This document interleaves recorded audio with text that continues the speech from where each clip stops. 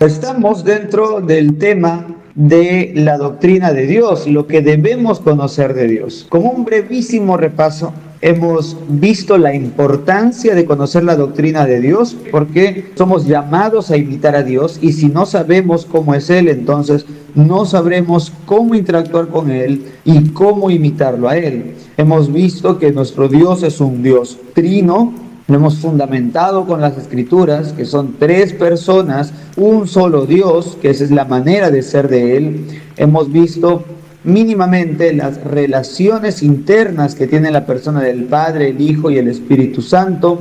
Hemos visto también por qué hablamos de atributos divinos. ¿Por qué? ¿Por qué decimos atributos? ¿No? Y era porque nosotros somos incapaces de aprender a Dios con un solo acto del entendimiento y teníamos que usar múltiples actos del entendimiento.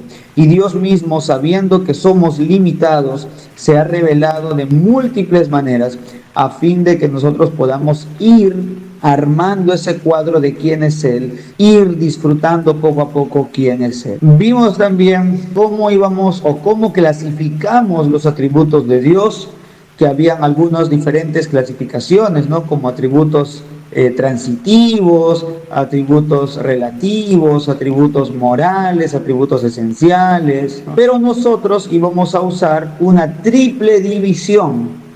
Esa triple división era atributos negativos, positivos y relativos.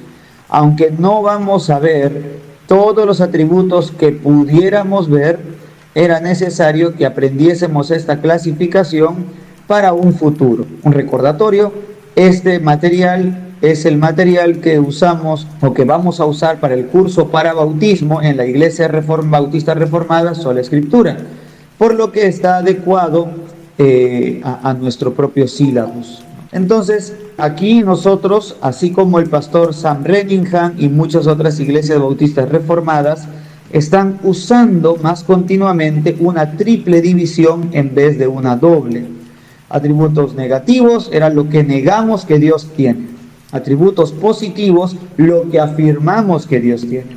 Y atributos relativos, a cómo los atributos anteriores se aplican o se perciben de diversas maneras por los seres humanos, ¿no? Como, por ejemplo, podemos hablar del amor de Dios.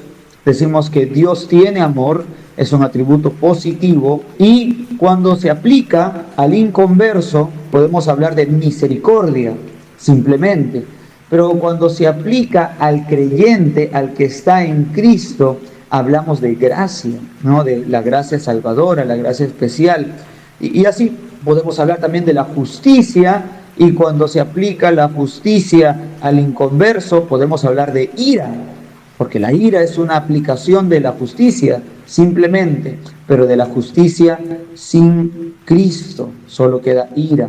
Entonces, veamos atributos negativos, positivos y relativos. Para eso, pues, seguramente ya recordarán la clase anterior o podrán haber repasado la clase anterior. El día de hoy vamos a empezar un breve segmento de algunos atributos de Dios. Ahora veamos cinco atributos de Dios para comenzar nuestro viaje en la fe cristiana. Cuando seas bautizado, ya saben, porque es un manual para quien va a ser bautizado, busca conocer más y mejor a tu Dios, porque el pueblo que conoce a su Dios se esforzará y actuará. Este es un texto muy importante para el tema de la doctrina de Dios y para nosotros en particular. El pueblo que conoce a su Dios se esforzará y actuará. Debe ser un aliento, hermano Gonzalo, ¿no? Para todos los que estamos enseñando.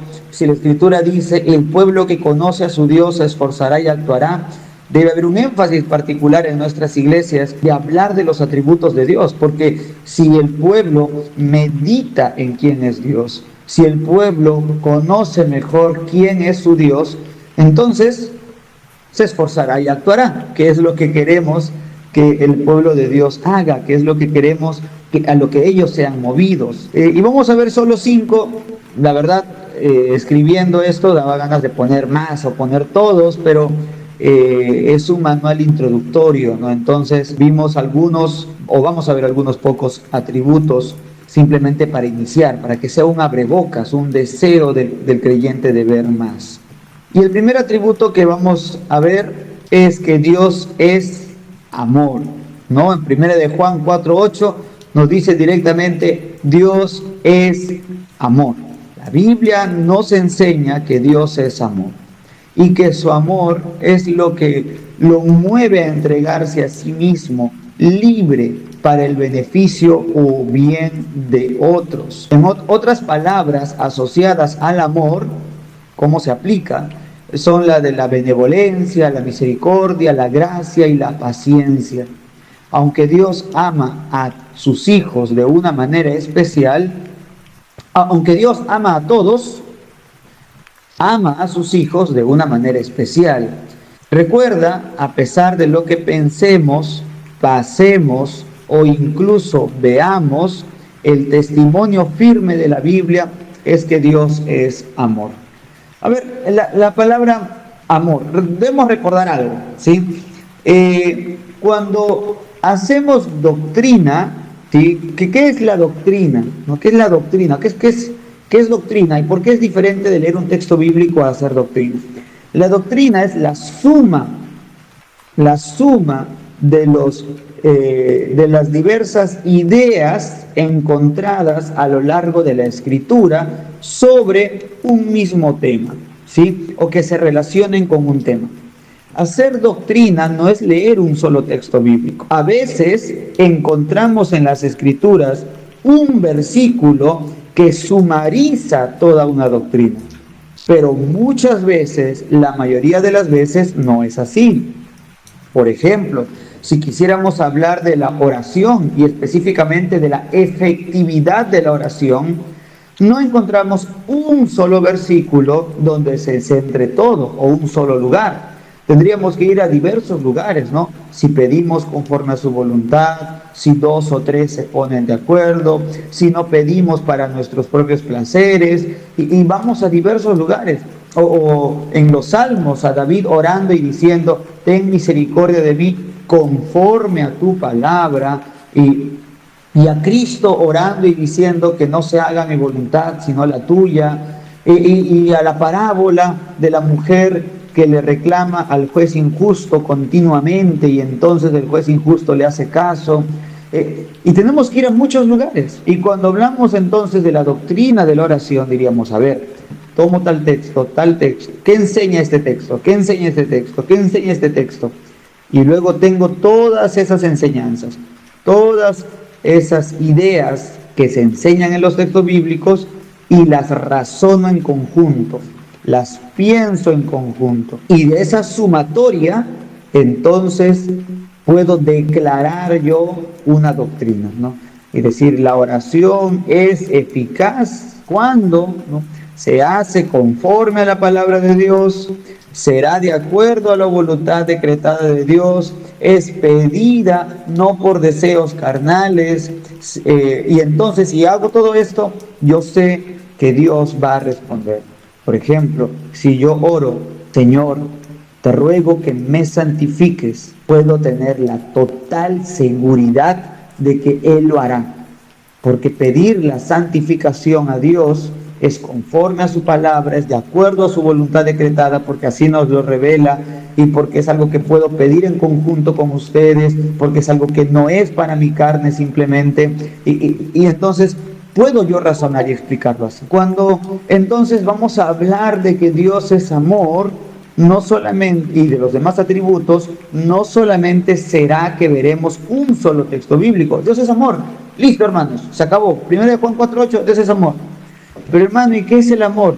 Bueno, el amor es pues darte todo lo que tú quieres, ¿no? Porque el amor, así lo percibo yo, así me enseñó mi mamá, así me enseñó mi papá, así lo veo en la calle. El amor es así, como dice tal canción.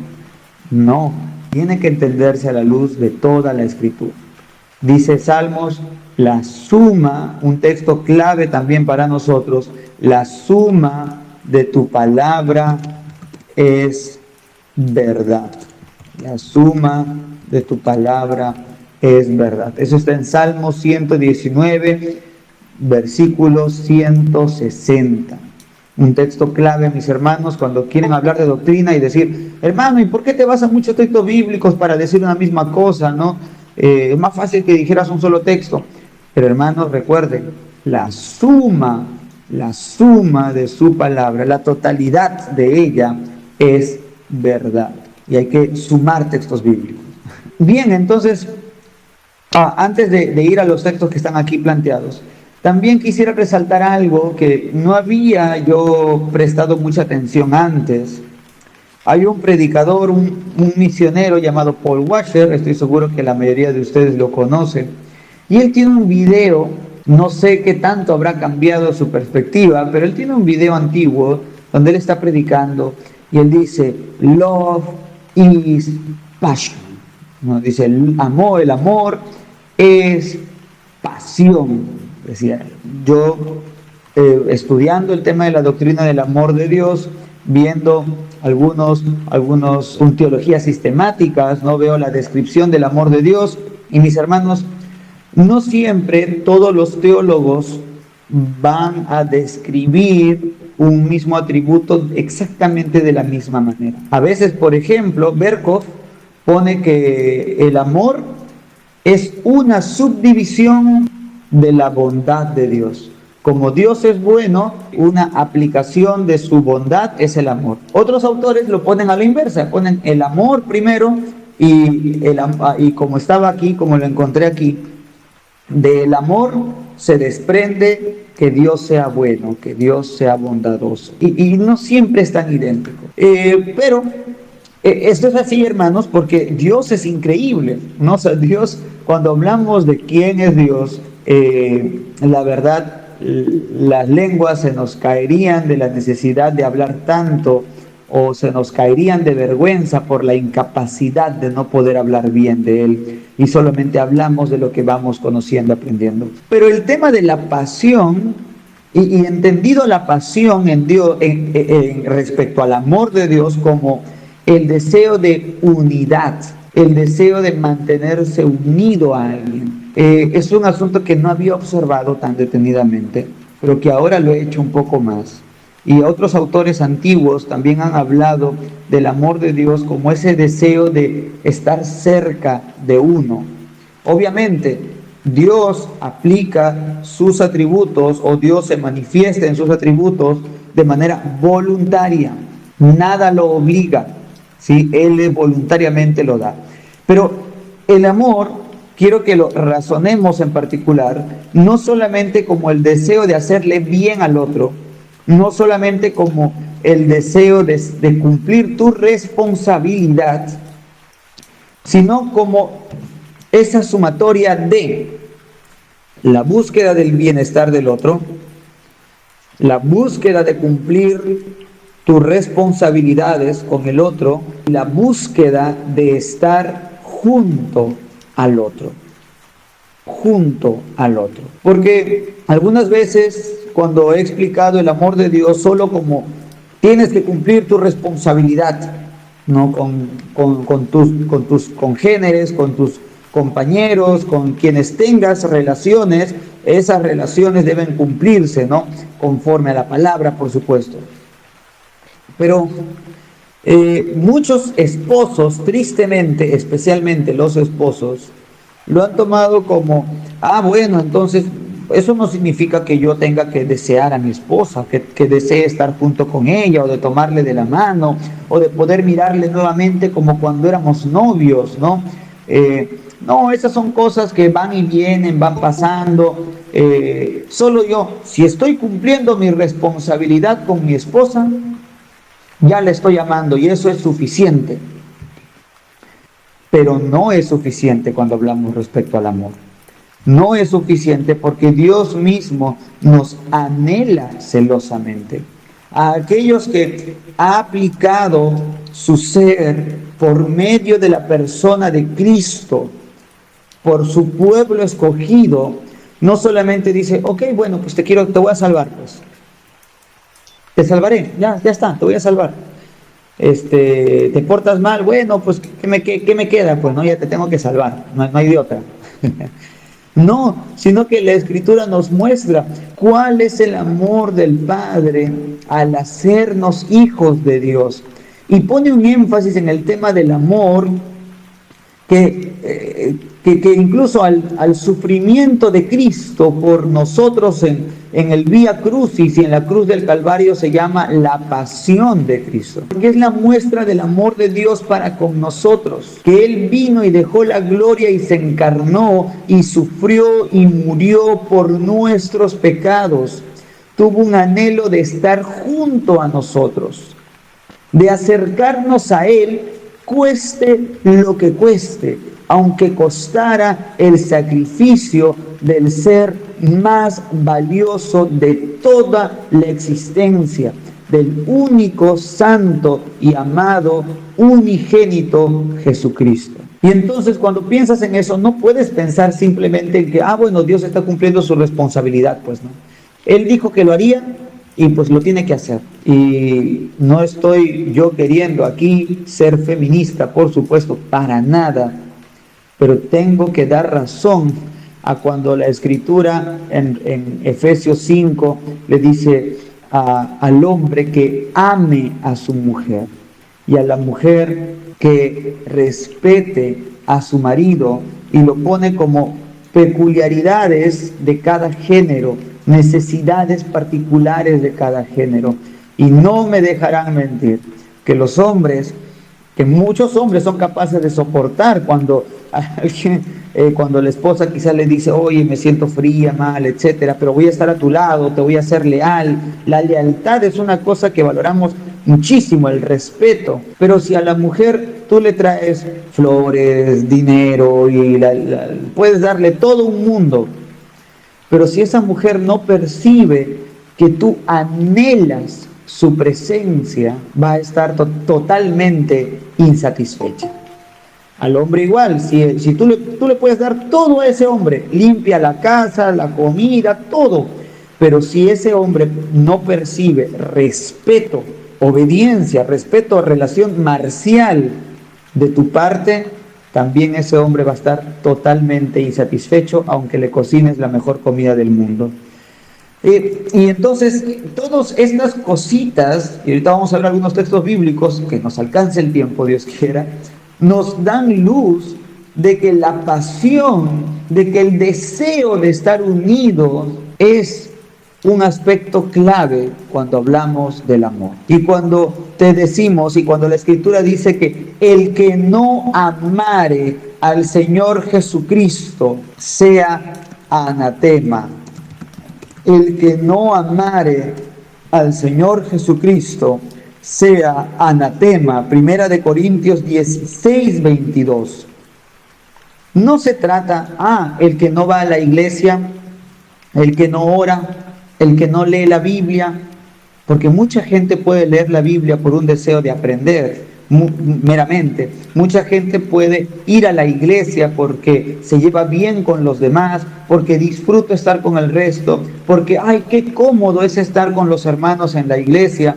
E incluso, aunque te suene duro y difícil de creer, mucha gente puede pasar horas en oración solo porque le gusta hablar. Ha visto gente que es capaz de hablar por horas y horas y horas y le dice, háblale a Dios, y entonces agarra a Dios como si fuese cualquier psicólogo o cualquier amigo y le habla, pero por el mero gusto de hablar. Podría ser Dios, podría ser su amigo, su vecino, su esposo, su hijo, pero con alguien tenía que hablar. Y gente que ora 4 horas, 5 horas, otros por el placer de derramarse por sí mismos y no por el placer de estar junto a la persona de Dios, en la oración, en la palabra o en la iglesia local. Y cuando hacemos esta declaración de Primera de Corintios 16, 22, hermanos, el que no amare al Señor Jesucristo sea maldito. No es la reflexión de el que no cumple sus responsabilidades con la iglesia simplemente, o el que no ora mucho, el que no lee la palabra de Dios. No, sino es este reclamo también de Apocalipsis capítulo 2, ¿verdad? La iglesia de Éfeso, has dejado tu primer amor. haz las primeras obras, dice, no vuelve, mira de dónde has caído. Es poder reflexionar en ese anhelo y decir, anhelo la presencia del Señor Jesucristo. ¿Por qué lees la Biblia? Porque anhelo más de la presencia de Cristo realmente, y no soy pentecostal o no intento ni emularlos ni atacarlos, y aunque parezca, no es porque parezca, sino porque es real nuestra sumisión y nuestro anhelo de Cristo, que aún tu cuerpo pueda reaccionar poniéndose tu piel de gallina y tus pelitos de punta, tus vellos de punta, no porque esa sea la señal de que Dios está allí, sino porque esa es la reacción de nuestros cuerpos cuando nosotros realmente estamos sometidos a una idea o a una pasión. Eso ocurre así cuando, y tú lo puedes saber, cuando te has sentido así, en el abrazo de la amada, o con el primer beso de la persona amada, y me das chispas, ¿no? Cuando hablan en las novelas o en la realidad, ¿no? Y besas a la persona amada y siento un chispazo, un corrientazo. Y no solamente cuando la besas o la tocabas, sino cuando pensabas en ella o en él, porque ese sentimiento de tu cuerpo, esa reacción física, no se trata de que, sí está aquí, no está aquí, sino de que tú realmente estás percibiéndolo emocionalmente, espiritualmente, interiormente. Así que vuelvo a lo que estaba diciendo. Ese anhelo de percibir a Cristo al punto de caer de rodillas y de decir, Señor, gracias porque estás aquí, gracias por tu presencia, de poder leer la palabra de Dios de rodillas, de poder ver en las Escrituras y decir, es que te busco a ti principalmente, Señor, de ir a la oración de la misma manera, de decir, Señor, te anhelo a ti, Señor, lléname más y más de tu Santo Espíritu, de ir a la iglesia con la misma actitud, no simplemente, es que voy a esa iglesia porque no es como otras iglesias que son desordenadas, o voy a esa iglesia porque, bueno, es que enseñan muy bien la palabra de Dios, y mira, citan el griego y citan el hebreo y hablan de aquí y de allá, sino porque quiero disfrutar más de Cristo, porque Él ha prometido en su palabra que va a estar en sus iglesias, donde hay 2 o 3 reunidos en su nombre, ahí está en medio de ellos, ese amor, ese apasionamiento por Él. Y yo sé, lo estoy aplicando de nosotros para Él, pero es eso lo que quiero que resalten en particular del concepto de amor. Y Dios es amor, y Él nos ama, nos anhela celosamente. Ustedes pueden leer Cantar de los Cantares y pueden ver esa visión de Dios y la iglesia entre el amado y la amada, y cómo se aman, y cómo el esposo mete la mano por la rendijilla de la puerta y dice, amada mía, ábreme la puerta, que quiero estar contigo y la lluvia está cayendo. La torpe amada responde, es que ya estoy acostada, es que ya me lavé los pies. Pero hay esa pasión, y que luego la amada sale a buscarlo por los caminos, y aunque es golpeada, y aún así sigue diciendo, ¿dónde está mi amado? Si lo veis, díganle que estoy inflamada de amor. ¿Meditan en eso? ¿Han meditado en ese profundo amor de Dios por ti, que fue capaz de venir, de dejar la gloria, encarnarse en una criatura limitada como es el hombre, y ser el más bajo de los hombres, al cargar con pecados que no eran suyos, sino que eran nuestros, de todos nosotros, y morir en la cruz del Calvario? ¿Has pensado que esa es la clase de amor que se exige de ti? Esa pasión que en algún momento sentiste por algún hombre o una mujer, que decías, no importa, aunque haga esto o aquello, yo lo amo, yo le creo, yo voy a estar allí, y te desesperabas cuando no te dirigía la palabra, o cuando pensabas, quizás no me quiere, y te dolía el corazón, y te agitaba tu pecho y tu respiración, porque pensabas que estabas mal con esta mujer o con este hombre, que no se merecía ese tipo de actitud. Y Dios dice, derrama todo tu corazón, así como fuiste capaz de derramarlo por tu hijo, por tu hija, por tu esposo, por tu esposa, por aquel hombre, aquella mujer en aquel tiempo. ¿Por qué no te derramas así por mí? Dios es fuerte y celoso. ¿Cómo es que somos capaces de poder recordar en aquellos momentos? Y lo pongo como ejemplo, y yo también, porque todos hemos sido aquí jóvenes, adolescentes en algún momento, y hemos sentido esa pasión adolescente, pero le damos algo menor a Dios. No nos desesperamos por Él. No nos levantamos cada mañana y decimos, Señor, mírame. Señor, permíteme verte. Si Él me besara con besos de su boca, dice la Escritura. Y Dios anhela eso. Dios nos anhela celosamente. Dios es amor. Él anhela esa unidad con nosotros. Podemos ver eso también en Juan capítulo 17, cuando Cristo dice que la misma unidad que tienen, la tengan. ¿Qué es el atributo de unidad? Como relación. No se habla de eso en las teologías sistemáticas, pero sí está dentro del concepto del amor, porque Dios anhela estar más unido contigo, más y más unido, en una unidad que el ser humano solo puede percibir en aquello que se llama amor. Hay aquí adultos, quizás hay adultos que aún no están casados, pero tienen que ver eso, comprenden la idea de la relación íntima entre el esposo y la esposa, cuando hay una mente entregada, un corazón entregado, y entonces puede haber un cuerpo entregado. Y cada vez el deseo de ser más uno. Esa es la idea del amor de Dios, cómo Él nos anhela así. Y cómo Él pide de nosotros que lo amemos así. Disculpen, siempre pueden colocar sus preguntas en el chat. Cualquier duda que tengan respecto al tema, pueden escribirlo allí. Y voy a contestarlo en su momento. Vamos a ver Salmo 86:15. Dice, mas tú, Señor, misericordioso y clemente, lento para la ira y grande en misericordia y verdad. No es la declaración, que Dios, como Dios se reveló a Moisés, pero también luego cómo Él quería ser conocido. Aquí vemos algo también interesante, que Dios desea que tú te apasiones por Él, pero de la manera en la que Él quiere, ¿sí? No de esa manera loca que puedes ver, ¿no? Y decir, mira, cómo está apasionado por Él. ¿Por qué? Porque se tira al piso cada vez que lo ve, ¿no? O porque no va al trabajo, sino se queda parado en la puerta de la casa de la chica y está ahí parado, todo el día está parado. Y la chica le dice, oye, ve a trabajar. Y él dice, no, es que quiero estar a tu lado. El apasionamiento por Dios, el amor a Dios, tiene que ser conforme a su palabra. Por eso también está el concepto de responsabilidad en la idea del amor.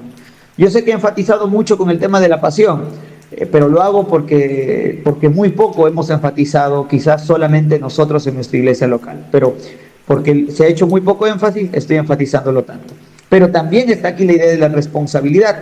Dios se dio a conocer de cierta manera, y entonces quiere que así sea conocido, que los hombres digan, Dios, grande en misericordia, fuerte y misericordioso y piadoso es Jehová, lento para la ira y grande en misericordia, que los seres humanos puedan clamar y gritar eso, porque así Él se ha revelado. Cuando hablamos entonces de apasionarte por Dios, lo haces con las cosas que Él quiere. Hay gente que dice, hermano, cuando cantan en la iglesia, cómo me apasiono, cómo lloro, cómo estoy allí entregando mi corazón. Pero cuando predican la palabra, cómo me duermo, ¿no? Cómo me duermo. Pero espérate un momento, estás queriendo tratar a Dios como tú quieres tratar. Pero hermano, es que así es, ¿qué quiere? Y es más, alguna vez alguien puede decirte, ¿no? Es que en tu iglesia no hay instrumentos, por eso yo no puedo sentir a Dios, no lo puedo disfrutar. Me voy a otra iglesia donde sí hay música, donde sí hay instrumentos, porque allí puedo yo, es que el Espíritu de Dios se mueve en medio de la alabanza de su pueblo. pero no dice instrumentos, dice alabanza de su pueblo. Y hermanos, aquí está un error muy común del cual se aprovechan muchas iglesias, porque la mayoría de las iglesias querrán que tú simplemente te apasiones, porque cuando te apasionas, dejas todo, das todo tu dinero, das todo tu tiempo, das toda tu fuerza.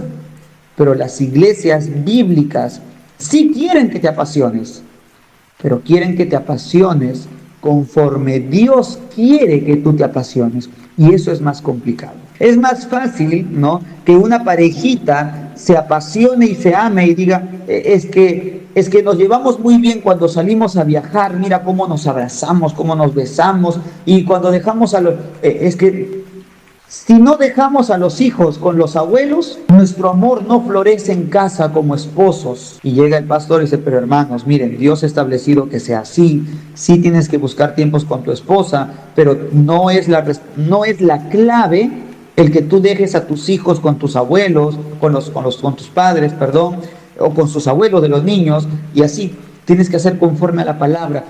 Pero es más complicado. Tu apasionamiento por tu esposo, por tu esposa, tiene que provenir de pasar tiempo con ella, es preguntándole cómo es ella, quién es ella, conociéndose mutuamente. Tiene que provenir de decirle, vamos a orar juntos. Tiene que provenir de decirle, vamos a cantar juntos, vamos a leer la palabra de Dios juntos. No de que se van en un crucero. Gloria a Dios si se pueden ir a un crucero, está muy bien, no es nada malo. Pero no puedes pensar que esa es la clave que te lleva a amar mejor, a apasionarte más por tu esposa. Pero hermano, hacer lo otro es más complicado. O sea, ¿cómo me voy a apasionar por mi esposa leyendo la Biblia, orando, diciéndole vamos a alabar al Señor, o sentándome y mirándole la cara? Mejor vamos a ver una película. Ya sé, vamos a pasar tiempo en familia viendo una película y sin hablarnos. ¿No? Bueno fuera que ven la película y se hablan, ¿no? Pero sin hablarnos. Uy, qué bonito tiempo hemos pasado, ¿no, mi amor? Viendo 3 horas una película, qué bien le hemos pasado. ¿Se han comportado como familia allí, como esposos? No, obviamente no, porque no se han dirigido la palabra. Su pseudo placer estuvo en ignorarse. Entonces, ¿es más complicado amar, apasionarse conforme a la palabra? Sí, es más complicado. ¿Pero significa que está mal el apasionarse? No, no está mal. Alza los brazos, llora, di gloria a Dios, aleluya. Pero que venga conforme a la palabra de Dios y no de tu carne. Tú puedes dar ofrendas carnalmente, puedes cantar carnalmente, puedes escuchar la palabra de Dios carnalmente. Así que no te equivoques, puedes llorar carnalmente, puedes gritar, emocionarte y gritar gloria a Dios, aleluya, carnalmente. Porque lo haces simplemente por tu placer, por tu reacción emotiva y no conforme a la palabra de Dios. Es más complicado, pero así es como Dios lo quiere. Entonces muchas iglesias abusan del hombre porque lo apasionan simplemente de la manera en la que le es más fácil a ese hombre apasionarse. Si es música, le dan música. Si es danza, le dan danza. Si es teatro, le dan teatro. Le dan todo lo que mueva sus emociones. Pero Dios quiere que nos apasionemos por medio del entendimiento de su palabra. Y eso implica mucho estudio. Y dice, pero ¿quién se emociona estudiando? ¿Quién se apasiona estudiando? ¿Quién se apasiona entendiendo, meditando? Bueno, Dios dice que sí, y que por lo tanto debes esforzarte en ello. Y las iglesias de sana doctrina, en cambio, sí enfatizan en la palabra de Dios. Y por eso a veces es más complicado que tú veas muchas cosas allí, pero es mucho más sano, mucho más limpio. Entonces Dios quiere que nos apasionemos por Él, pero conforme a la palabra. El Salmo 145:8 dice, clemente y misericordioso es Jehová. Varias veces vamos a encontrar esos, en todos salmos, ¿no? Salmo 86:15, 103:8, 145:8. Mas tú, Señor, Dios misericordioso, clemente, lento para la ira y grande en misericordia y verdad. Misericordioso y clemente es Jehová, lento para la ira, grande en misericordia. Clemente y misericordioso es Jehová, lento para la ira y grande en misericordia. ¿No te es delicioso oírlo o decirlo? Decir con tus labios, decir, grande, misericordioso y clemente es Jehová, lento para la ira y grande en misericordia.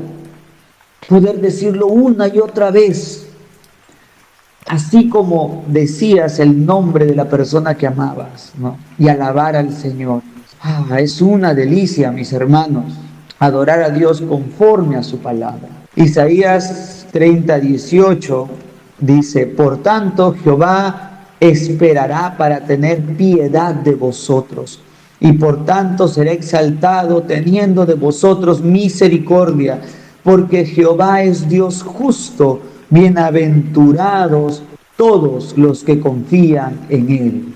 Santiago 1:7 dice, toda buena dádiva y todo don perfecto desciende de lo alto del Padre de las luces, en el cual no hay mudanza ni sombra de variación. Y por último, Mateo 5:45, para que seáis hijos de vuestro Padre que está en los cielos, que hace salir su sol sobre malos y buenos. Aquí tenemos la misericordia, y hace llover sobre justos e injustos. Podemos ver en estos textos que aunque Dios es amor, no simplemente aplica ese amor uniformemente con todos. Así como Dios te pide que ames a toda la humanidad, Dios te pide a ti que ames a todos, pero tu amor para con tu esposa se aplica diferente como tu amor para con tus hijos, o los amas idénticamente. No, ni en actividades ni en actitudes, porque Dios te manda que tu deseo de unidad sea con tu mujer, no con tus hijos. Tus hijos te pueden faltar, pero no tu mujer, no tu esposo. Es tu principal familia. No dijo, dejará el hombre a su padre y a su madre y se unirá a sus hijos, o será una carne con sus hijos, sino será una carne con su esposo, con su esposa. Y entonces, aunque hay ese amor que se te exige para toda la humanidad, no amas igual a tu esposo que a tus hijos, no amas igual a tu vecino que a tu esposa o que a tu esposo. Entonces, de igual manera, cuando decimos Dios es amor, eso no significa necesariamente que Dios haga con todos exactamente de la misma manera. Si Dios le dio a ese hermano de la iglesia un negocio próspero y un carro, entonces a mí también me lo tiene que dar, porque Dios me ama y Dios también lo ama a él. Entonces me tiene que dar exactamente lo mismo. No, hermanos, a los hijos igual. Los hijos tienen que entender, es que si le compro una galleta a uno, tengo que comprarle galletas a todos. O sea, si puedes y quieres, bien. Pero si tu idea es hacerlos pensar que idénticamente los amas en el sentido de aplicar tu amor, hay un error. Porque cada hijo es diferente y cada hijo tiene necesidades diferentes. Y algunos necesitarán una cosa y algunos otra. Por todos tú te debes dar. Todos tus hijos deben sentir que los amas por igual, en el sentido de que todos son tus hijos y de que hay cosas básicas que todos reciben. Ponte como este ejemplo. Dios el Padre es el Padre por excelencia. Tú no puedes criticar la paternidad de Dios el Padre. No puedes criticar la forma en la que Él educa a sus hijos. Ok, Dios ama a todos sus hijos, a todos los que han puesto su fe en Cristo Jesús. Sí. ¿Y qué les ha dado a todos? Oración, palabra, sacramentos, iglesia local, les ha dado pastores, les ha dado la salvación. Pero ¿acaso no hay hijos de Dios que están menos enfermos que tú? ¿No hay hijos de Dios que tienen más hijos que tú y tú quisieras tener más hijos? ¿No hay hijos de Dios que tienen su relación matrimonial mejor y más estable que tú? ¿No hay hijos de Dios que tienen más dinero que tú? Y dirás entonces, es que mi Dios es un mal padre, porque Él no me da lo mismo que a los demás de mis hermanos. Dios, si tú le diste a mi hermano 2 carros, a mí también tienes que darme 2 carros porque soy tu hijo. Espero que no digas, sí, ciertamente Dios es un mal padre porque no le da a todos sus hijos lo mismo. Obviamente no, no puedes hacerlo. Pero entonces tienes que imitar al Padre Celestial. Da a cada cual lo que necesita, según ve que va a ser más santificado de esa manera. Y tú como padre, como madre, entonces no simplemente vas a pensar, es que tengo que dar lo mismo a todos, es que todos tienen que tener lo mismo. Si le compro un pantalón a uno, todos tienen que comprar ese pantalón esta vez. No, espérate. Y los niños tienen que entender que no van a poder estar reclamando, es que le diste a él. Y todo es mío aquí. Ustedes dos también son míos.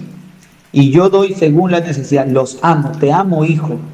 Pero según veo que es necesario, según tengo que premiar, según tengo que castigar, según tengo que ver por el bienestar de uno o el otro, daré cosas diferentes. Y tienes que aprender que te amo, aunque no te dé exactamente lo mismo que a tu hermano. Bueno, y podemos ver esto aquí en estos textos bíblicos de cómo Dios ama, cómo Dios en cierto sentido hace salir el sol para justos e injustos, pero también la Escritura dice que Dios es ayudador de todos los hombres. En 1 Timoteo 4:10, la Reina Valera lo traduce, que Dios es salvador de todos los hombres, mayormente de los que creen. Pero esta palabra salvador también puede traducirse y queda mejor con el contexto como ayudador. Porque ¿cómo va a ser salvador de todos y mayormente de los que creen? O sea, si salvó a todos los hombres, salvar más a los que creen, que significa que les va, hay nubes más arriba o algo por el estilo, y de esto nada sabemos en la Escritura. Pero ayudador de todos los hombres, esto sí lo vemos, porque Él hace salir su lluvia y su sol sobre justos e injustos, porque Dios da vida a inconversos y alegrías, y etc. Entonces, dice 1 Timoteo 4:10, que Dios es ayudador de todos los hombres, pero mayormente de los que creen. ¿Y por qué Dios no nos ayuda a todos por igual? Porque Él es sabio, Él es bueno. En primer lugar, no tenemos ni por qué cuestionar por qué ayuda más a unos que a otros. Solo aceptarlo y decir, ese es un buen patrón que yo también debo imitar. Y de hecho Dios nos lo pide. Dios nos lo pide, ¿no? Por ejemplo, mayormente a los de la familia de la fe. Gálatas 6:10. Así que, según tengamos oportunidad, hagamos bien a todos, mayormente a los de la familia de la fe. Entonces, ¿te das cuenta que no debes tratar a todos por igual? Pero la Escritura dice que Dios no hace acepción de personas. Así es, pero ¿para qué? Dios no es que diga, yo no voy a aceptar judíos ya vuelta en mi rebaño. Yo no acepto peruanos, yo no acepto bolivianos, no acepto puneños, no acepto tacteños, no acepto de la familia tal o del esto. No dice eso. No hace ese tipo de discriminación por raza, sexo, color, estatus económico. En ese sentido dice que no hace acepción de personas, pero sí hace acepción de personas como Él quiere aplicar su misericordia, su bondad y su amor. ¿Quieres ejemplo rápido? Pues aquí lo que estoy leyendo, ¿no? Que es ayudador de todos los hombres, mayormente de los que creen. Ya hizo una acepción de personas. Algunos sí, más, y a otros menos. Aunque hace salir su lluvia para justos e injustos, ayuda más a unos que a otros.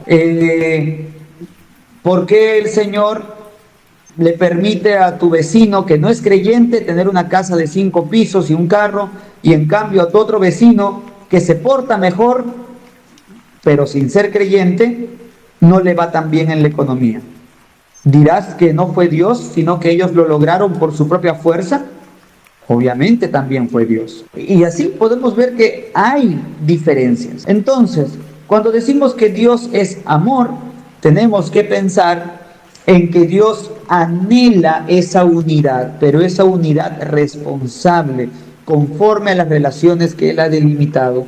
Cuando pensamos en el amor de Dios, tenemos que pensar entonces que Dios es bueno, misericordioso, lleno de gracia y de paciencia, pero también tenemos que recordar que su amor no necesariamente se va a aplicar a todos exactamente de la misma manera, porque su amor es libre, ¿sí? No es como que, ay, Dios diga, uy, se me escapa el amor, no, se me escapa por los poros, ay, es que no puedo evitarlo, uy, no pude evitar salvar, uy, no pude evitar crear, uy, como soy amor, pues se me escapó y creé, ay, mira lo que creé un mundo, ay, bueno, pues no, Dios es sabio, Él tiene voluntad, es el único ser libre, absolutamente libre, nosotros no. Entonces Dios, en su infinito amor y sabiduría, aplica ese amor de maneras particulares, como ya hemos visto. Y entonces se nos pide a nosotros que también amemos a toda la humanidad, que hayan puntos que sean comunes a todos, pero también que apliquemos ese amor de formas peculiares según las diversas relaciones que hemos tenido. Tú escogiste a tu esposa, tú escogiste a tu esposo. ¿Dios no puede escoger a su esposa? ¿Dios no puede acaso escoger a quien amar de manera peculiar como una esposa o un esposo? Y entonces también se nos enseña a nosotros a amar de esa forma. Y hoy día he hecho un énfasis peculiar en que se te pide que ames a Dios de manera apasionada, que anheles su presencia, que anheles una mayor profundidad en tu unidad con Dios, que busques eso en la palabra, que busques eso en oración, que busques eso cuando vas a la iglesia, que busques eso cuando te acercaste al bautismo, que busques eso cuando te acercaste o te acercas a la cena del Señor. Apasionamiento, que te apasiones por el Señor, porque nuestro Dios nos anhela celosamente. ¿Quieres ver más sobre el tema de la pasión?